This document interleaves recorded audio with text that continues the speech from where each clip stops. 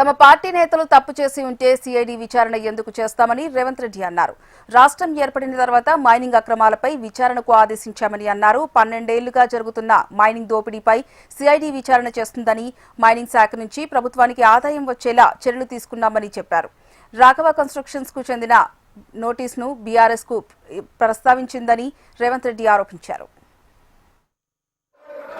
ఏదైతే వివాదం లేవనెత్తాలని, ఒక మంత్రి మీద బురద జల్లాలని, వాళ్ళ అక్కసు అసూయ వాళ్ళు అనుకున్న పైరవీలకు ఆ మంత్రి సహకరించడం లేదని, ఆ మంత్రి మీద ఒత్తిడి తీసుకురావాలి, ఆ మంత్రిని బ్లాక్ మెయిల్ చేయాలని కొంతమంది సభ్యులు ఏదైతే ప్రయత్నం చేస్తున్నారో, బ్లాక్ మెయిల్కి ప్రభుత్వం భయపడదు.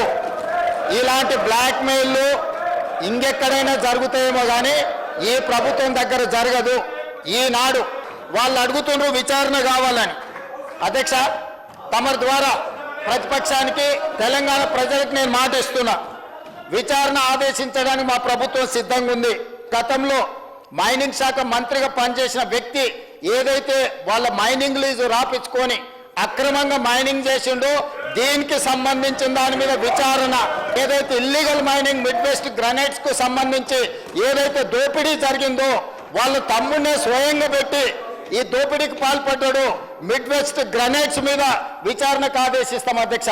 అదేవిధంగా అధ్యక్ష, శ్వేత గ్రనైట్స్ గంగుల కమలాకర్ గారు శాసనసభ్యులు, మాజీ మంత్రి, వాళ్ళ కుటుంబ సభ్యులకు సంబంధించి అక్రమ మైనింగ్ జరిగిందని ఈరోజు రాష్ట్ర ప్రభుత్వం విజిలెన్స్ అండ్ ఎన్ఫోర్స్మెంట్ నివేదికనే కాదు, ఈడీ ఎంక్వైరీ కూడా జరుగుతుంది.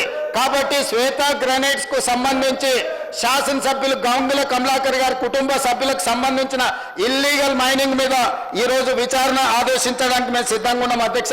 అదేవిధంగా గాయత్రి గ్రనైట్స్ వద్దిరాజు రవిచంద్ర ఏదైతే అతని కంపెనీ మీద మొత్తం నోటీసులు ఇచ్చి ఫైన్లు పెనాల్టీలు వేసి అతను లొంగ తీసుకొని వాటిని మళ్ళీ తగ్గించి ఆర్బిట్రేషన్లో తగ్గించి అక్రమంగా గాయత్రి రవి గ్రనైట్స్ ఏదైతే రాపించుకుందో, రాజ్యసభ సభ్యుడు గాయత్రి రవిచంద్ర, వద్దిరాజు రవిచంద్రకు సంబంధించిన అక్రమ మైనింగ్ల మీద ఈరోజు విచారణ వేయడానికి మేము సిద్ధంగా ఉన్నాము. వాళ్ళు ఏదైతే ఆరోపణ చేస్తుందో, ఏదైతే ఈరోజు రాఘవ కన్స్ట్రక్షన్ సంబంధించినో, వీటన్నిటి మీద రాష్ట్ర ప్రభుత్వం తరఫున సిబిసిఐడి విచారణకు నేను ఆదేశిస్తున్న అధ్యక్ష. అందరి నిగ్గు తేలుస్తా.